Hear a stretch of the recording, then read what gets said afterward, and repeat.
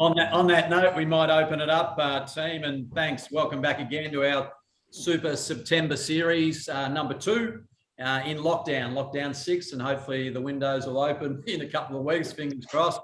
But our theme's been resilience in business and life in a changing world. And very warm welcome to new people onto the webinar today, and you'll find it on the Phillips Brothers Foundation website, recordings, as well as Phillips Coaching and the Business Benchmark Group. And again, we welcome our resident stars, Andrew Phillips from Phillips Brothers Foundation and Grow Corp, and Judd Murray from the Cognercise Foundation today, and the master, Stefan from the Business Benchmark Group. We've got a very special guest, Mr. Tim Donoghue from PMD Financial Services, the #1 financial advisor. He's won that prize in Australia, I believe, and he has some great wisdom on the world closest to us in Australia and internationally, and the future trends that he may see from his work in the financial area. Just a quick recap, and it's a beautiful spring day, a bit like last week, and it sort of reminds you of new life and growth, and so we're full of positivity, our team, and we want to sort of give as much of that to you all today as we can.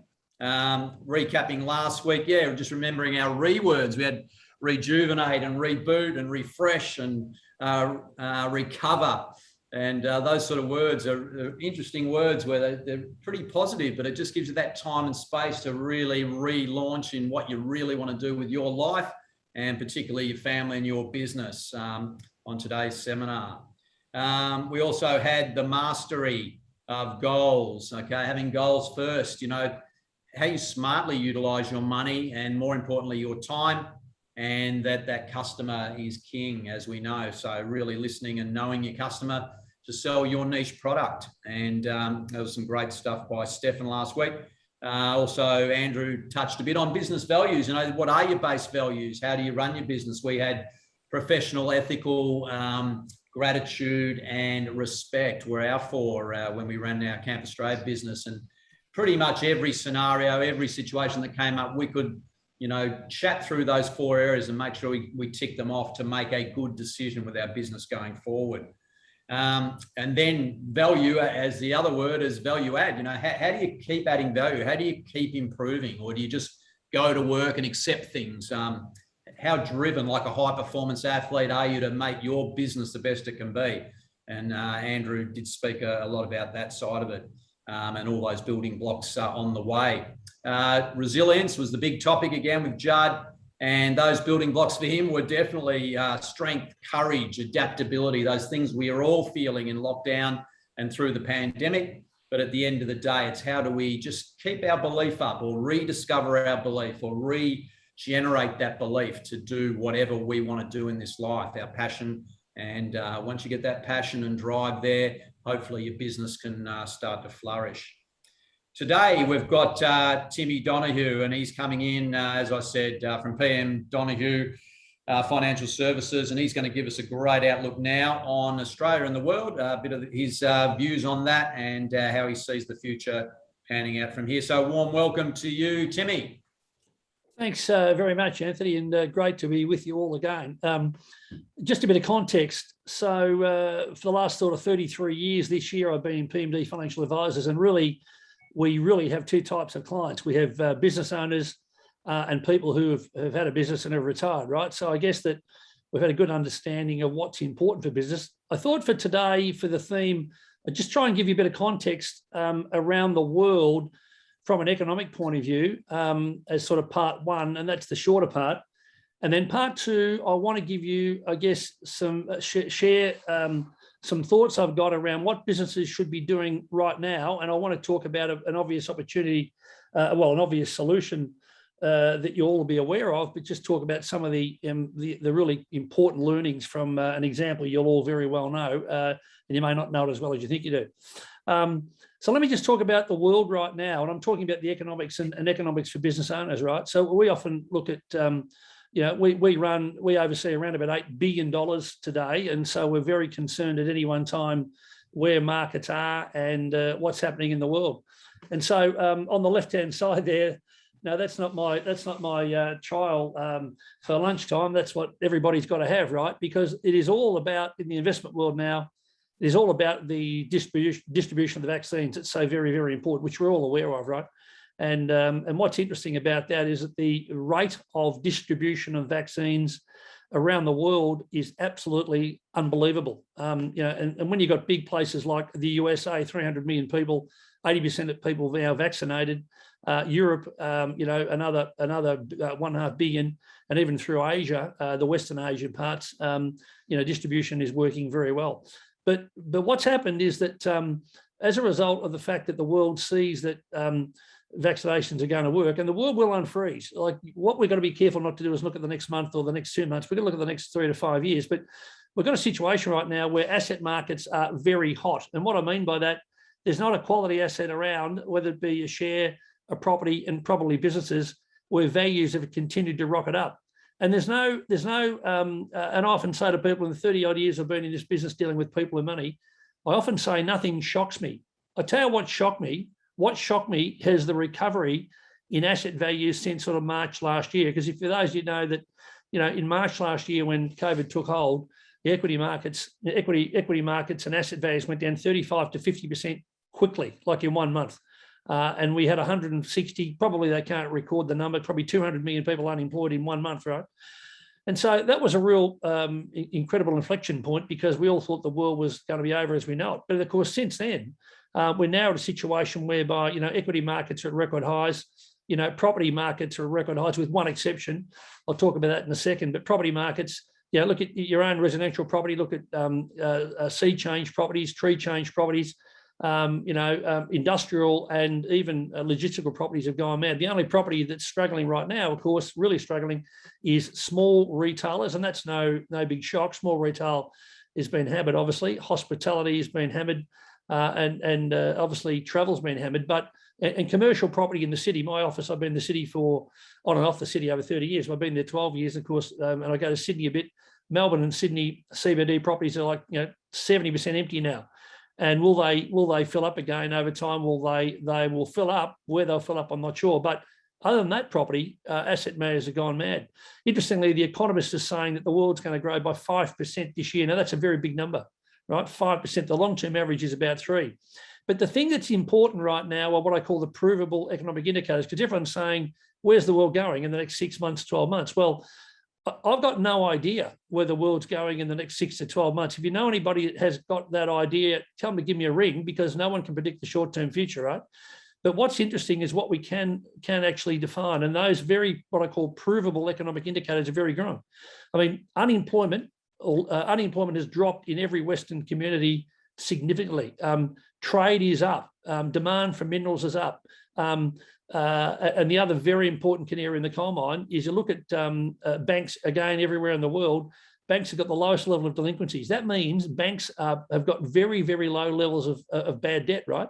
Now, of course, there's going to be a whole bunch of small businesses that probably will never recover. Again, I talk about small retail, hospitality, travel, probably arts. A lot of those small businesses won't recover, and there will be some bad debts. But right now, the banks have got enormous amounts of money, and anybody who's got Commonwealth Bank shares, Commonwealth Bank is just handing back $10 billion, $10 billion this month, right? And so why that's important, and this is true around the world, in Europe and the US, banks have got very low delinquency rates. So the world actually, in terms of its provable indicators, looks pretty good. It doesn't mean that asset markets are going to keep going up, but it just means that the underlying world is pretty good. But here's the things that I guess that we worry about and have to keep an eye on. And really it's about the fact that, the Delta strain really is causing new infections. And we're going to be stuck with COVID for a lot of years yet. But the other very important point I haven't mentioned is why the world is in good shape is the governments have been dishing out a lot of money. International governments, Australian governments, obviously Europe, US, even China has been dishing out serious amounts of money. Now, here's what's going to happen. This we do know. We know that the Western governments can't keep borrowing money and dishing out money, right? Let me give you a fact on just on US government debt. US government debt a year ago was 27 trillion. That's 1,000 billion. 22 billion, I should say. It's 22 billion a year ago. Today, it's 28 trillion. It's gone up by 6 trillion in 1 year. President Biden and Trump was doing it, borrowing lots of money. In Europe, the number was 10 trillion euros a year ago. Today, it's 12 trillion euro. 12 trillion. So that's a 20% increase, right? So that's one of the things that's been very positive in keeping economies going. And things like JobKeeper, that JobKeeper word came from UK, by the way. Things like that have been very responsible, and governments, in my view, have done the right thing. However, that money is going to slow. Now, when you talk about any commodity, whether it's iron ore, whether it's coffee, or whether it's interest rates, which are the price of money, if you reduce the supply of any commodity, whether it be coffee, iron ore, or money, what happens to the price? Price goes up. Now, the price of money is interest rates. So we think the supply of money will dry up or certainly contract substantially next year. And interest rates, in my view, and again, with my economics hat on, interest rates are going to go up quicker than people think. And here's what we know. Whenever interest rates go up quickly, equity and property markets turn down. And the fact that equity and property markets have gone up 20 and 30%, values in our view, we think will come off when rates rise. There's a real misleading factor. The Reserve Banks talk about not putting up interest rates. They don't control interest rates, actually. Interest rates are controlled by the supply of money. So my point for business now, for anybody of you guys out there that have got significant amounts of debt or debt in business, what we often talk about is protecting yourself from the next downturn. And you need to have levers to pull. So if you've got loans to the bank, make sure you've got money up your sleeve to repay debt, because if interest rates go up, and when we get the next recession, I can't tell you when it's going to come, but it's going to come, you need to protect yourself. Very, very important. But having said that, short term, as I say, those indicators look pretty good. And again, sales in most industries, and I'm sure everybody on this call would attest, unless you're in small retail, hospitality, travel, sales are going up, which is a good thing. Okay, let me turn off now the economics. Thanks, Rob. If you can go to the next slide, please, mate. I just want to give you some thoughts around what I tell my business owners, and by the way, I've got a collection of businesses myself, really what I'm suggesting that everybody should be doing right now. Okay, point number one, stay bloody close to your customers and clients, right? Now, this sounds pretty obvious, right? But if you've got good clients or good customers that you're providing a product or service to, do something to get close to them. We've sent out some packages, just some sort of food packages to some of our very, very best clients, really classy food packages. And, people love that because they go, it's a fact that you're recognizing they're actually paying your bills. So your customer and clients, you've got to get closer to, and it's something I reckon a lot of businesses don't do. Because really what you've got to try and do with your best customers and existing customers is find a reason to have what I call a meaningful discussion with them. And a meaningful discussion is not about how much more product you can sell them. A meaningful discussion is about what are the problems in your business. And if I do anything at all well, it's about understanding problems of clients in business and try and help them fix their problems, right? So that's very, very important, something to be doing right now. Okay, number three. So I want to share with you now what I believe, and again, I've proven it over 30 years, it's been my experience. What's the number one guaranteed ingredient for sustainable success? The number one guaranteed ingredient for sustainable success in business. Well, I'll tell you what it is. It's sales, right? And so here's a question for you. What do you think, if you look at, say, the top 300 companies in Australia, because you can measure them carefully, what do you think the average rate of sales growth is over 10 years, any 10-year figure you want to look at? What's the average rate of sales growth? I'll tell you, the average rate of sales growth is about 7% across the top 300 companies. So I'm going to talk to you about companies now that make sales growth of 20% per annum. In two of my businesses, we've grown at 20% per annum, right? So here's something that I reckon business people don't do enough, and it applies to all of us, right? Of your staff pool now, of all the people that work in your business, whether it's 3 or whether it's 33 or 3,003, here's a question. How many of those people just do sales activity? How many of those people just do sales activity? What that means between 9 and 5 days a week, who's actually doing the selling? You want to grow your business, get 20% of your people just doing sales activity, and I'm telling you that will grow your sales. Hey, I want you to do something for yourself. Go and spend $27 on yourself. I think it's $27, and go and buy the latest book called Amazon Unbound. It's the story of Amazon and about Jeff Bezos. This is the book, all right? Amazon Unbound by Brad Stone. It's just been released. It's the story of Amazon. I just want to share with you what I think are just the best things in it. Can I have the next slide? Thanks, Rob. So Jeff Bezos, interesting cat, right? Very different guy, but very good cat. And I've got to tell you, don't think for 1 second you can't learn from what he's done, okay? So I really just put down the number one thing that he's very good at, and what I've read this book, and this book, you won't be able to put it down when you start reading it. Jeff Bezos is the world's best providing serious attention to detail in solving growth problems. And there's a whole bunch of examples. I've just talked about a couple because I've only got a few minutes left, right? But what he was very good at is really looking at what the problems they had. And the obvious one for Amazon was how do they get their products out? And so we looked very carefully at supply chains. So you'll have a bunch of problems in your business that will drive you mad, right? Whether it's your supply chain, it might be your IT system, it might be really you're not that close to the product you've got's not available, or the products you've got are not what clients really want. Jeff Bezos was very, very good at providing very close, sensible thinking around solving all those problems, right? And he's excellent at solving problems. If you read the book, you'll understand. When I'm reading the book, I'm going, gee, that's a problem we've got, or that's a problem I've got. It's not like this business is so big. He had a small bookshop, I think, in Seattle, one bookshop. And have a look at his revenue growth, right? So his revenue growth has been 26.5% per annum for 10 years. But have a look at these numbers. 2010, his sales were 35 billion. He had 150,000 staff. The business is worth 80 billion. He is worth 15 billion. Have a look at 2021, 11 years later. Sales 386 billion, 1.3 million staff. The business today is worth 1.78 trillion, and he's worth 201 billion. Now, tell me why these numbers are interesting to me. Wouldn't you have thought in 2010 he would have sat back and said, you know what, I'm getting a bit right here. I don't need to do much more. Have a look what he's done in the last 10 years. And the number one way he's done it has been solving problems. And number three, this is what he's done. He's leveraged himself, right? And I don't mean leverage in borrowing money. Yes, he's borrowed some money. But what he's done is gone and got a whole bunch of smart people to solve big problems. So if you've got a business that's got a fundamentally good product or service, all you need to do is to grow sales and get people into the business who can solve the big problems. Keep it simple, right? Keep it simple. Do you know what? Simplicity actually takes a lot of thinking. People think simple is easy. Simple is not easy. Simple is actually difficult. If you've got problems in your business, go and find a consultant and go and employ someone who can solve your problems. And if you can grow revenue at double what you're doing, well, of course, everything is just going to take care of itself. So 12:18, I think that's the end of my time slot, Anthony. That's all I had to say. But if anybody wants to talk to me at any time, there's my website. Happy to talk to you, and hopefully that gives you some key facts. Over to you, Anth.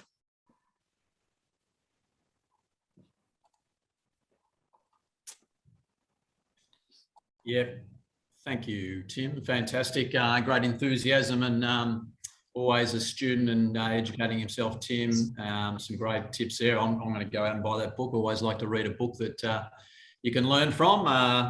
The world's richest man, I think he is at the moment, isn't he? So he's obviously got a few little secrets here and there. So we're going to roll straight over now into the master, Stefan Gazakis, on the theory of now, new, next, and the difference between horizontal and vertical time.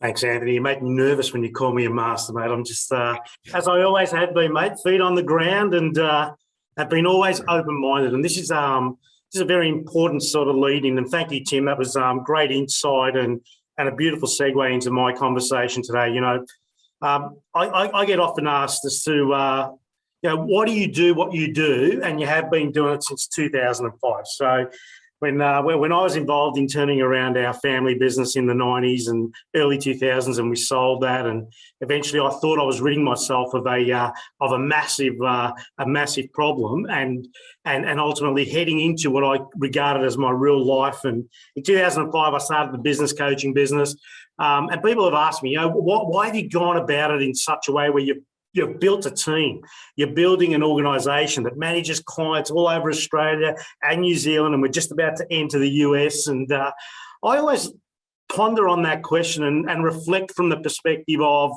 I just believe that people want to be better. I believe that human beings that make a very courageous decision to go and grow a business, go and lead a business, go and ultimately, learn the skill of adapting leverage into your business. And for many of us who have, feet on the ground and a passion, or feet on the ground and not so much passion, and are running our own business, we all started as being self-employed. And self-employed, being the operator, being where, the nuts and bolts of where things happen. Your organisational chart when you started looked like you in the middle, and everyone's coming into you, everyone's demanding so much from you, and you're doing your best, right? And it's until you learn the skill and you open your mind to being leveraged, and ultimately starting to understand, well, it's going to take OPT, other people's time, and ultimately other people's money, which happens with reputation, that you're ultimately going to build something, grow something that's truly and realistically a business.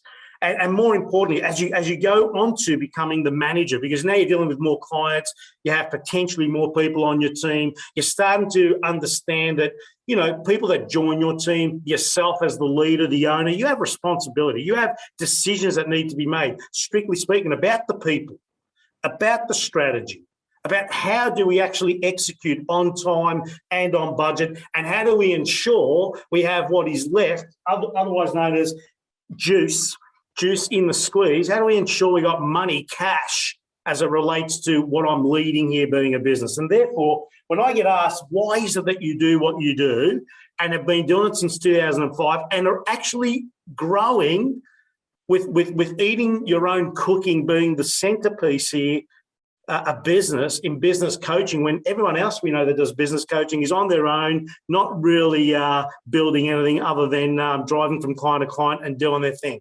I always say, I believe people want to be better. I believe people want to know the honest truth as to what is working versus what is not working, and what are you doing about it. So from my perspective, and what I learned very, very young as it related to my entrepreneurial journey, my entrepreneurial entry into owning and running and growing a business back in the early 90s, was people just want to know the truth. And by knowing the truth, they now have a choice of, do we, and ultimately are we committed to being better? And therefore, the more honest we get with ourselves, and the more progressed we get with where are we going, what does it look like, who do I wish to be taken on the journey with me, how do we ensure confrontation is not a negative element to our business, but confrontation is ultimately sitting in a centerpiece called the brutal truth. What is working, what is not working, what do I do about it? And therefore, as owners in our business, it's our opportunity to step up and move away from what was the highest and hardest working person, but being the most underpaid person in the business. How do you ensure you're moving your journey to a place where you are truly starting to create structure in your organisational chart? And that's what I want to speak to as it relates to today. So the ownership journey takes you from being self-employed to a manager to ultimately an owner, and the privileged position for which it's afforded to all of us. Every one of us has an opportunity to be an investor, a true investor in your own business, in your own life, and therefore OPT, OPM and OPN are the critical drivers of that. Other people's time, other people's money, other people's networks. And that's where the power lies. And not many of us go on that journey. Why? Because we get in the way. So let me share with you the concept of other people's time and other people's money. And most importantly, other people's networks. And there's a huge piece to this. And the piece is often referred to as leaders in our business. It is our responsibility to be making decisions every single day, every single hour, every single week, every single month. For as long as we are leaders in our business, leaders in our lives, we have a choice, the choice around the people, the strategy, the execution, who does what by when, and what the success actually look like, and ultimately what is the cash that is left over that ensures we're moving in the right direction. So leaders are making decisions every single time as it relates to those four moving boulders in our business, which then lead to activities. This is where we leave money on the table, and or we have execution at a rate, at a stage that is moving forward, and then results is the outcome. I cannot change the result, but I can always get better at the decisions I make as it relates to other results, positive or not so positive. So as we continue to understand and embrace and own, and the only way you can continue to understand, embrace and own whether you're moving in the right direction or not is to be really clear, as I shared last week, What is the goal mastery? What is the destination on a personal level? If your personal goals and your personal destination is not strong enough, then anything you do today is going to seem okay, which means you are now in the majority as it relates to we're just passing time. We are part of the, what I would call the mediocrity of living versus let me step up and go a little further and ultimately stretch what is my edge and get better and demand that I get better at what I do so that I can ultimately have a better opportunity. So how is it that we do that? And it's in the now, new and next in your way of thinking, in your business, in your life, relating back to what are your personal and business goals and outcomes that you are striving for, that occurs. So if I was to share the now, new and next concept with each of us, so if you think about what are you actually working on now, on a personal level, on a business level, at a leadership level, what is it that you're actually planning? What are you actually planning or have planned and are going to be executing in 6 to 12 months' time? What is the current product or service that you currently have, but you are entering new markets? What is the current new product or new innovation within a product that be serving to a current market and therefore you're executing in 6 to 12 months' time? Everything you're doing in your business right now is happening, and it has happened for the last 6 months. And it's the DNA. This is the stuff. This is the resource and the elements of execution that we have as part of our DNA. Your new stuff, decisions that you have made around your people, your strategy, new markets, new people, elevating the organisational chart, starting to attract plus ones to your business, adding A graders and paying A graders to do. I mean, we just heard Tim talk about if 20% of your organisational chart, whether it's 5 people, 50 people, or 500, is not what he referenced. He referenced 20%. If you've got 5 people on your team, one of them has to be committed, devoted 100% of their time to sales. And as the owner and leader of your business, you're probably going to be the best salesperson, but that is just temporary. It can't be forever. Otherwise, you'll be trapped. And this is the glass ceiling that we put within ourselves. The next is what's on the drawing board right now. What are the markets? What are the products? What is the team that you are totally doing due diligence on right now so that you will be and ultimately executing in 12 to 18 months' time? So this is what I refer to as the now, new and next. Now is what you're doing as it relates to decisions that were made ages ago, and this is the DNA of your business. It's your current product service delivered to a current market. Your new is your ability to innovate and or reconfirm, realign. The next 6 to 12 months, we're going to be entering new product, new service, new market and or other, and the next could be you going global. It could be you adding what would be a few more A-grade salespeople to your team and or chief operating officers or CFOs for some of you. Stop doing your own bookkeeping would be a great recommendation. So the now, new, next.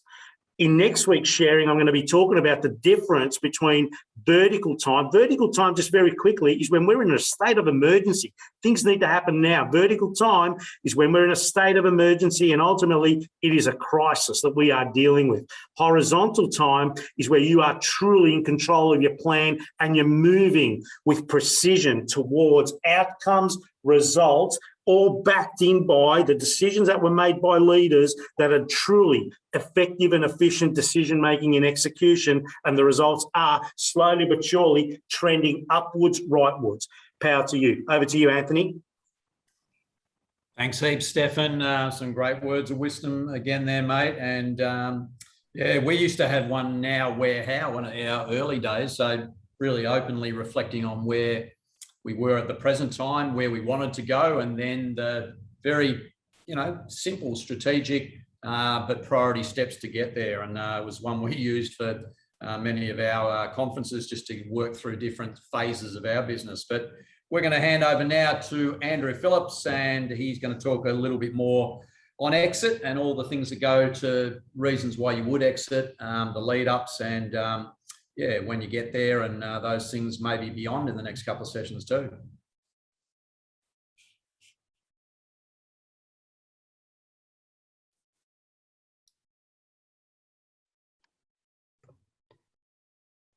I shall start again. Sorry, I was on mute there. And Thanks for that great introduction, Anth, and the opportunity to have Tim join us today, and Stefan. I'm pumped, as I'm sure all the listeners are, on this brilliant September. I think it's been a good opportunity for us to share our journey. I've been speaking to a lot of people in the last sort of 6 to 8 weeks. Funny what COVID does, and similar like going on a holiday, people start thinking differently. And the amount of people that have approached me and said, "So tell me what happened leading up to why you exited your business and what's life like now?" And last year we talked through obviously these 5 stages. Hang on, page down. Why is that not going down? Oh, there we go. We thought it was a good opportunity to talk to the young entrepreneurs who are starting up businesses, the rapid growth, the significant value that is added prior to exit. And I do concur with Tim today. I remember, and my father, who's our chairman, sales are the most important things. A couple of Tim's ripper comments I'll never forget is that if you doubled your prices, you lose half your customers. That's when we weren't making any money. And funnily enough, we did, and we certainly did increase our profitability by doing so, which is one really important thing. And then, bite off more you can chew and chew like crazy. So pretty important to add significant value by going really hard. And Stefan's session there should give everyone a motivation to grow their business. But today I thought, after the many approaches I've had about what it is to exit a business, I'd share with you some of the summary from last year on before you do so, you've got to add significant value to the business. There's no you're getting bought out early. My old man used to say many times to us, I don't know how many times we thought we were in the final straight at Flemington, but you've got to ram it home. And it doesn't mean, sell out early. Ramming it home, you literally are with hundreds of meters to go. With that rolling snowball, we certainly had it in our business. You've got to sort of get yourself out of the way and let it grow, trust and empower your team. Considering organic growth versus merger and acquisition, we didn't go down the merger and acquisition path. We're a significant organic growth we had in our industry, but you've got to seek what's right for you. Certainly seek what's right from your advisors who've been there and done that. Tim mentioned earlier, he bought many businesses before to grow his own, but we decided to stick to our one path.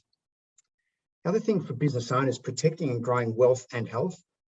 Anthony and I never sold down. We had many opportunities to do so, but we maintained our shareholding.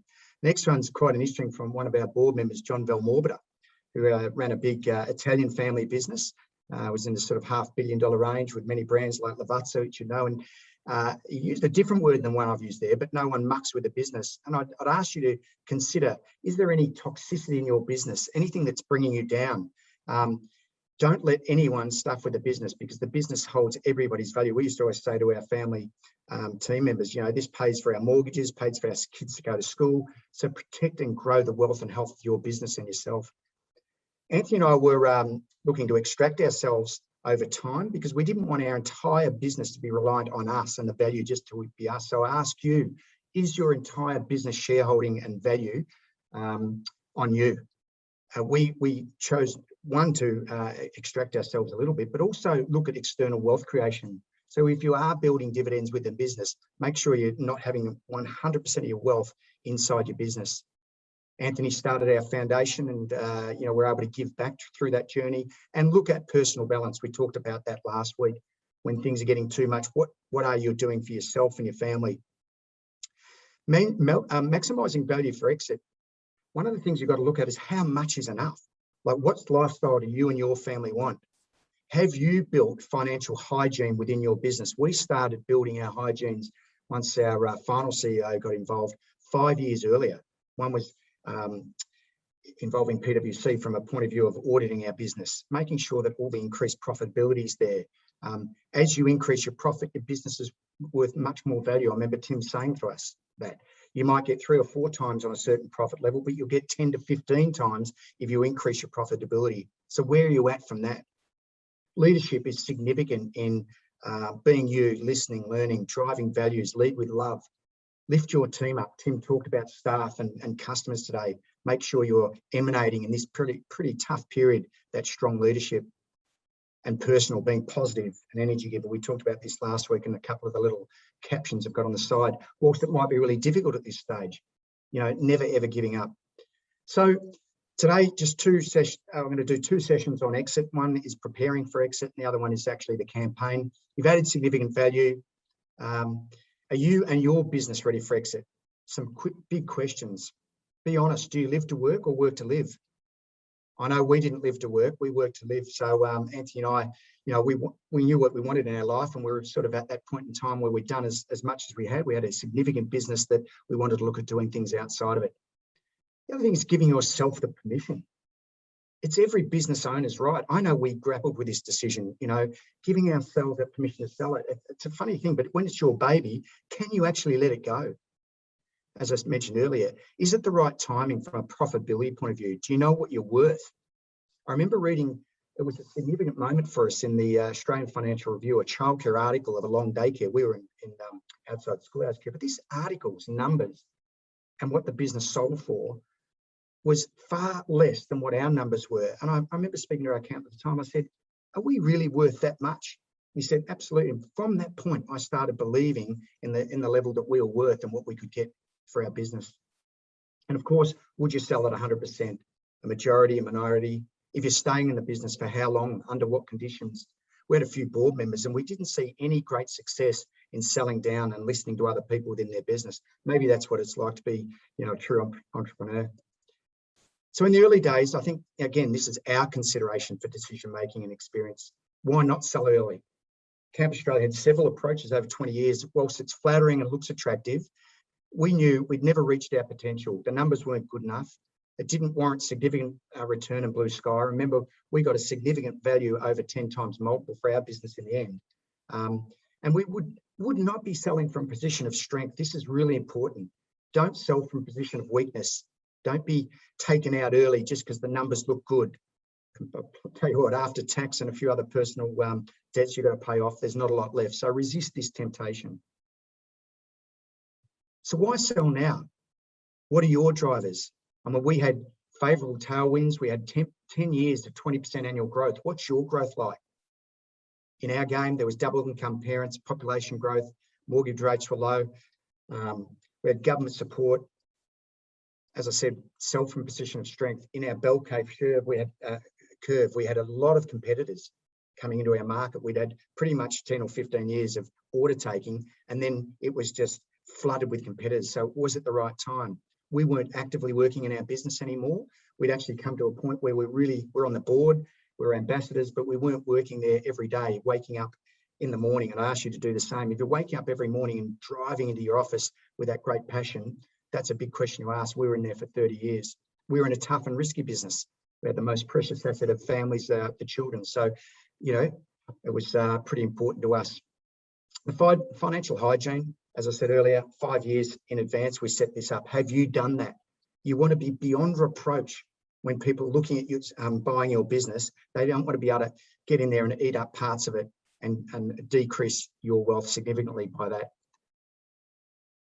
We had a lot of private equity approaches over a 5-year period. So is it the right timing in your market?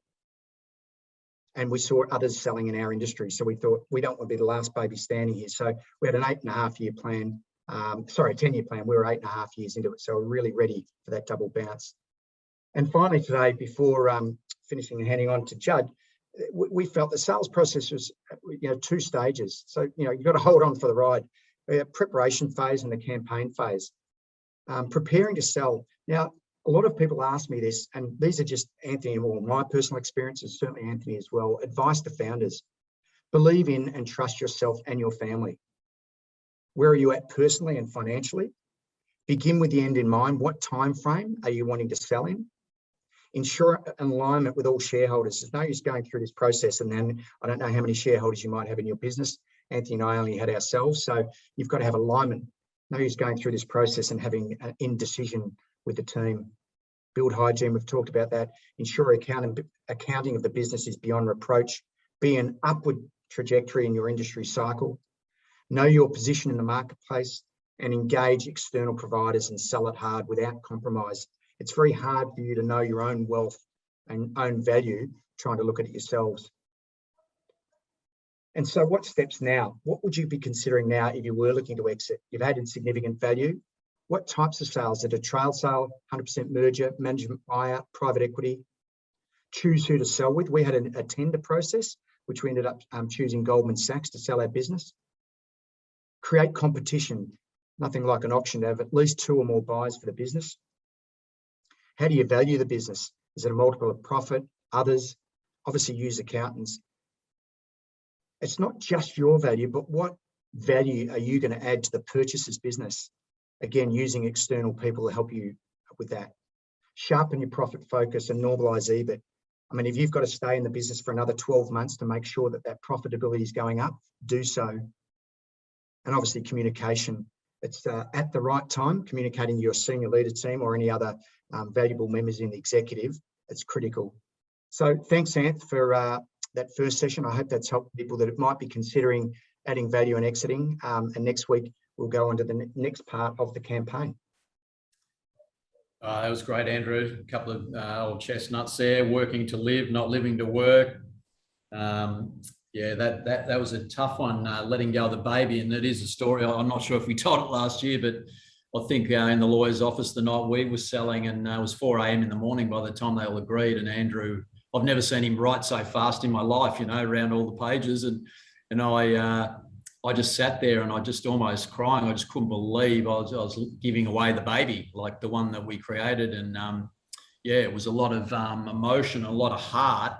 But Andrew, you know, just a little tap on the shoulder. I switched into my head and what was smart, and obviously the rest is history. But yeah, so you do, as Stefan and I know Tim said, you know, like you put a lot of time and effort. It is your life's work in a way, your business, especially when you've had it for a period of time.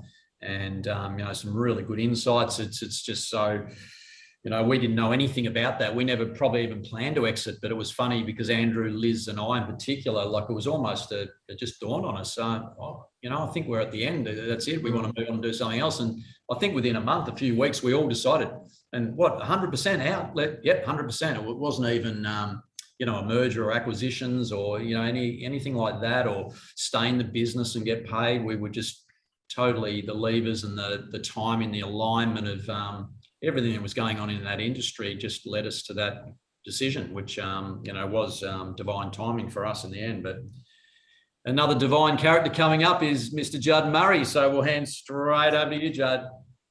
Thanks, buddy. And on that brilliant introduction, talking about your business being your life, that's what we finished on last time. We spoke about your business of self. We spoke about investing in yourself. And today, again, the guys, including Tim, have just said some brilliant stuff, which we can actually also apply to ourselves. You know, talking about investment, talking about belief, talking about faith, talking about networks and connections. So I've only got sort of these two sessions. In the last session we're doing at the end of September, we're going to basically have a sort of an open forum discussion. I think it's a plan. So I've got 2, maybe 7 or 8 minute sessions to talk to you about being resilient on purpose, and this is doable. Okay, so I spend all day, most days, working with people and their struggles.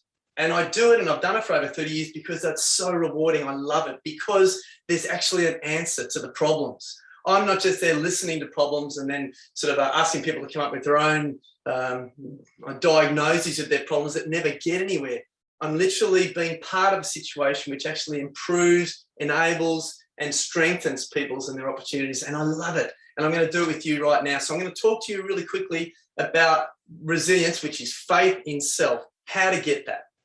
Okay, so firstly, you need to understand that we are actually a project, that we put effort into this project every day and create improvement.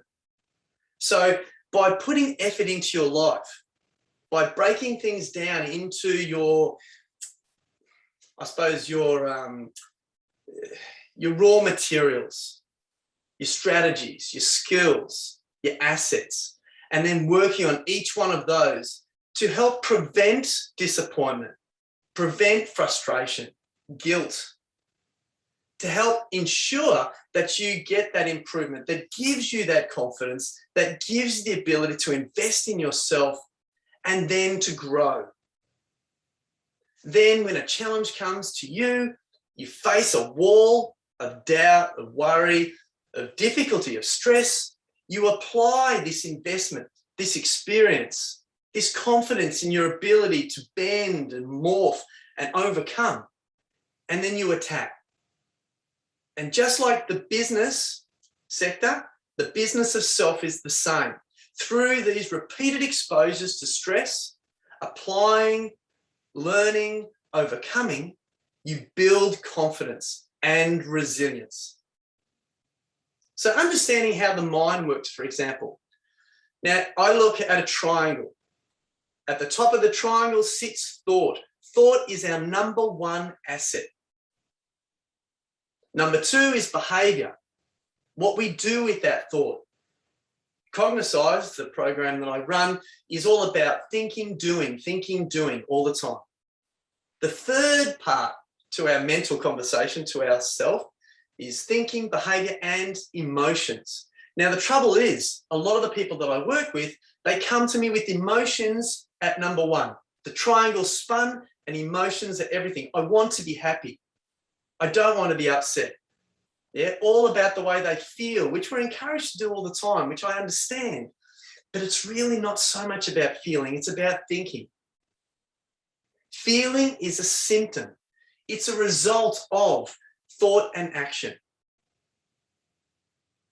So in the end, you think about what you need to do. You think about what should be done.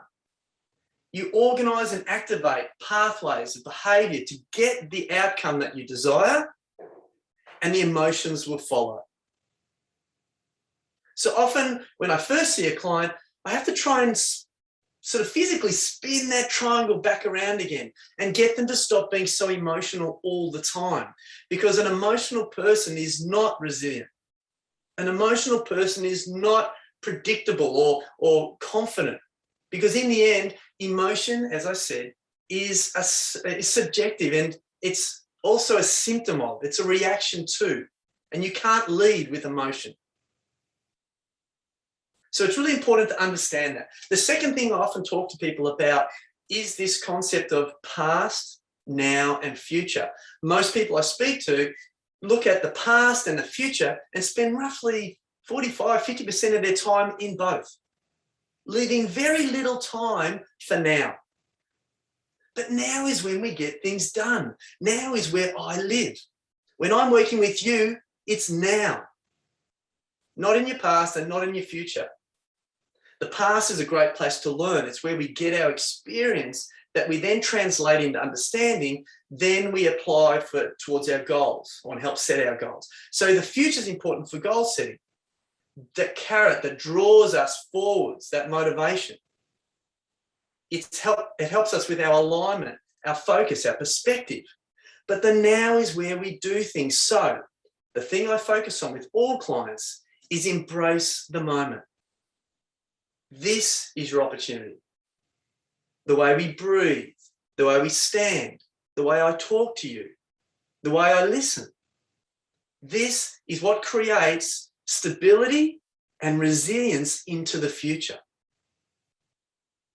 So try and not spend as much time looking at the past. Take what you need from the library of your past, understand, apply, and then focus on what you're recreating, what you're going to do in the future. And remember that the future is just a whole lot of nows put together. And that's how we can almost guarantee a better positive outcome if we focus on all of those nows. So before I finish, because I've got to shorten it because we all want to have a chat, I just really want to touch on a couple of things. Tim talked about leveraging yourself, exactly what I'm saying. Invest in yourself and leverage that to create opportunity. Yeah. He talked about how can you do things better? Well, I'm just telling you, by breaking it down into small parts. All right. Send me lots of questions. I mean, ask me anything if you want. Send me emails and I'll tell you literally how to do all these little things. It's so logical and it's so doable. Stefan talked about business is about improvement, supplying something new or better. Yeah. So in the end, look at what you've done in the past and what's being done and what's currently out there, and then work out how you could improve it with your asset, yourself, your mind and your body. Yeah. Talked about business being people, creation and sales. Talked about business of self being about the collective. We talked about, and also the last thing was the DNA. Yeah. And DNA I use a lot because I talk about DNA being decisions and choices. N being the narrative, your perspective and your story, and the A being your actions, your activity and behavior. So DNA, he's right, it's everything. And lastly, Andrew was talking about toxicity in your business. If there is something corrupting your story, your narrative, no matter how hard you try, you will not be able to succeed and be resilient. Okay? So you have to lead, as Andrew says, with love and positivity that comes from true investment and confidence in self. And on that note, back to you, Ant. Awesome, Judd. I love that one. Effort into your life. Put the effort into your life. Improving self. I love that one. Only you can change you. You can get all the help in the world, but at the end of the day, you've got to have that awareness, don't you? You've got to realize that I want to make some changes. I love that thought, behavior, emotions, and getting that triangle in the right sync there. And there's no doubt about the power of now, living in the moment. I mean, there's a lot in the past that's happened, and you can draw great things from your memory, but if you hang on to bad memories, I suppose that's what they call depression. You feel depressed. Different to if you're thinking or worrying too much about the future, you get anxious, but the future hasn't happened yet. So, sometimes I think it's like Tim said at the start, keeping even that side, your mental, emotional side, very simple in your own way. And of course, drilling it and getting the right help to do that can then make you so clear to be absolutely determined and focused to go for your business goals. But the panel is with us there, and we've got a few good questions coming through. And we might start just with this one from Wade Stevens. Thanks, Andrew. Long time no speak. Hope you're well. Wondering if you could just explain financial hygiene a little. Yeah, thanks, Wade, for that question. I specifically remember our business, the CEO we put in place, he arranged a new accountancy. We had a local accountant, but he went for a bigger brand. He wanted auditing done on all of our numbers. He wanted to make sure that anybody looking from outside would know that these numbers were vetted. So that was at a sort of a macro level.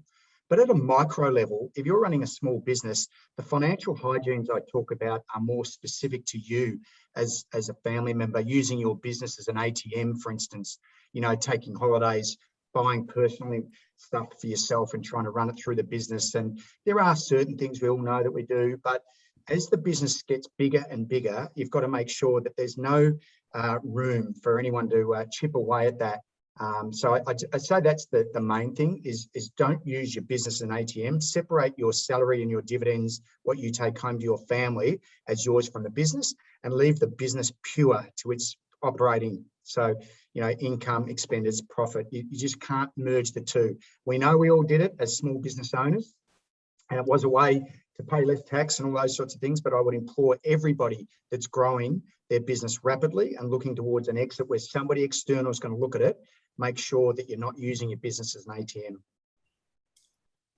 Thanks a lot, Andrew. Great response there. One for Stefan there. How do you grow a high-performance team? So you could be that individual owner, leader yourself, but how do you build that team so that pressure and everything just doesn't come on one person? Yeah, it's a great question. I think it's going to be a question for the ages, that one. A high-performance team. Well, firstly, it starts, Anthony, with clarity. You got to have clarity as to, regardless of the team, where are we going? What does it look like? And how do I get people buying into that? How do I get everyone on my team not just being happy? And I'm going to make a distinction here. The word happy is just one of those words. High-performance teams are winning, and happy is a byproduct of winning. Now, having a go and learning very quickly what works, what doesn't work, what are we doing about it, is the essence, the honesty. Everybody wants to be better. So your job as a leader is to have clarity about where are we going, and then your ability to coach it versus allow mediocrity to occur. High-performance teams are not happy. They are committed to being better. They are walking to the edge and expanding the horizon. That's what high-performance teams do. And by doing that, they know they are moving into benchmark levels, and hence why high-performance teams are in the minority, not in the majority. There's only one team a year that wins a premiership. Everyone else has ended up in a place that we start again next year. High-performance teams, it's about clarity, precision, and honesty. Yep. Great one. Thanks, Stefan. One for you, Judd. I have huge peaks of motivation and action, then long periods of inaction. How do you quickly get back to being motivated and healthy habits when you fall off the wagon? Okay, that's something I get a lot. So when we talk about travel through life, we're talking about consistency. In the end, what you're describing there is basically a bit reactive. So when things are going your way, you tend to find it easier. You know, it's funny how when people say they're going on holiday, they tend to eat well, they exercise, running on the beach, they do all these things. But when they're back to work, they start to miss meals and stay up late. And in the end, it's about consistency. All right. So the healthy habits aren't just things we do occasionally. As I say, tongue in cheek, exercise and healthy living is like going to the bathroom. You don't just do it when you feel good. Do you know what I mean? You do it always. It just becomes part of your life. This is the way to prevent these peaks and troughs, being proactive rather than reactive. And when we're feeling low value, the last thing we want to do is actually pull away from the community and pull away from being involved. We actually want to inject ourselves. Does that make sense? So that'll help. And getting around other people, like you guys keep saying, community helps motivate you because you're collectively working together. When one of you drops, the other one lifts. And together, all of you can keep that consistency. Right. Just might finish on this one today. It's a good one for all three on the panel there. I'd love you to give us your insight there. What was your biggest failure and what did you learn from it? Perhaps Andrew, do you want to have a go at that first?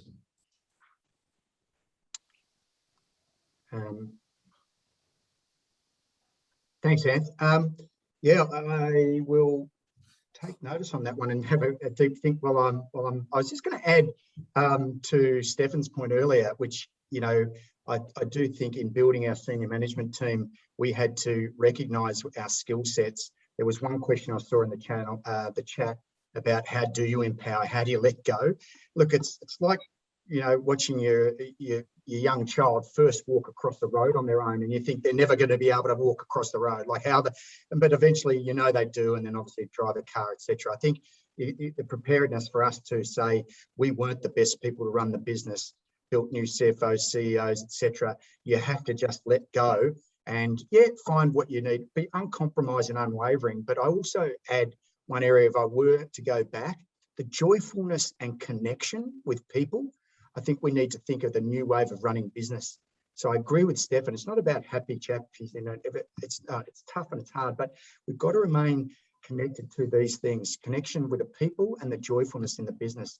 I think my biggest failure, and I'm only sorry to take up a bit more time on this one, but my biggest failure, Anth, would be that I did not see the light on the 10-year plan that we pushed.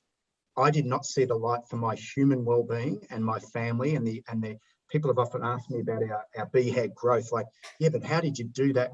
Is my young children, the time away from family, personal well-being, as Judd said, building resilience. I think my biggest failure now, if I retrospectively look back, whilst we had a successful business, I would put more time into a balance, a health and wealth balance that didn't say dog eat dog, beat every competitor at every moment. I would say, what is our fair share? How well are we doing? And how can the world be a better place? But that's me, 10 years retrospective from the young guy that I was driven and going. And I think there's a balance of both, would be my biggest failure. Yep. What about you, Stefan?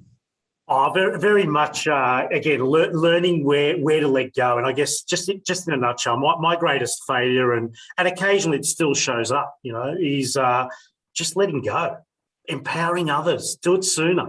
Yep. If they're on your team and they're earning 100% of the salary negotiated, then the least you can expect is 90% back for that. So empower people, Yep. Give them a chance. And for me, learning to trust that more has been something that I would regard as my greatest and continued learning. Let them embrace them, bring them in quicker. The difference between an A grader and a B grader, Anthony, is $20,000 a year. It's $400 a week. It's $80 a day. It's $10 an hour. Pay it and let go and watch what happens. Yep, very, very wise words there. Judd, what about your biggest failure? Oh, buddy, I'd say the same, really. At the end of the day, I've had some terrible examples of holding on too tight, terrible examples of putting too much emphasis and value in an idea and a concept and not enough in the journey, the purpose. I mean, I've had millions and millions of ideas. I never needed to hold on to any one of them so tight. Do you know what I mean? At the end of the day, it's the input and the influence and the flow of life that's been my biggest asset, not an individual idea. You know, so yeah, if I could undo the clock or turn it back, but at the end of the day, it's made me what I am today, and I feel great about that biggest failing, so to speak. Brilliant. Being vulnerable is one of the most important things, I think, in growth and sharing those stories, because there's no winner that wins all the time. You definitely have some setbacks, and that's what drives you, I suppose, to keep that self-improvement. And as we've been saying in this series, build that resilience, that courage, that strength, that adaptability that you take into not just business, but life in general. And yeah, we'll talk a little bit more about giving back and community in the next few sessions. We've got Dan Wordsworth, the head of World Vision, coming on, which is going to be great to hear, and looking to get Sam Gash on, ultra marathoner, the super resilient girl she is. And Stefan's been talking with the Drain Man, so we may be a chance to try and hook him in. So I've got some good guests coming up. No more than next week's young entrepreneurs, Tom Phillips from the Hawthorn Football Club and his partner Xavier Morgan have got Super Boost coming up in two beautiful yum flavours. So they're going to talk all about how they came up with the idea and their social give back around that product. But it's been great. Tim Donahue, just fantastic. Always a world of wisdom there on the financial side of things. Big thanks always to Nikki and also to Rob behind the scenes. It doesn't happen without them getting together. And again, our resident panelist, it's been a great day. Go out, enjoy the rest of the beautiful sun, and we'll see you hopefully next Wednesday at 12 o'clock. Take care.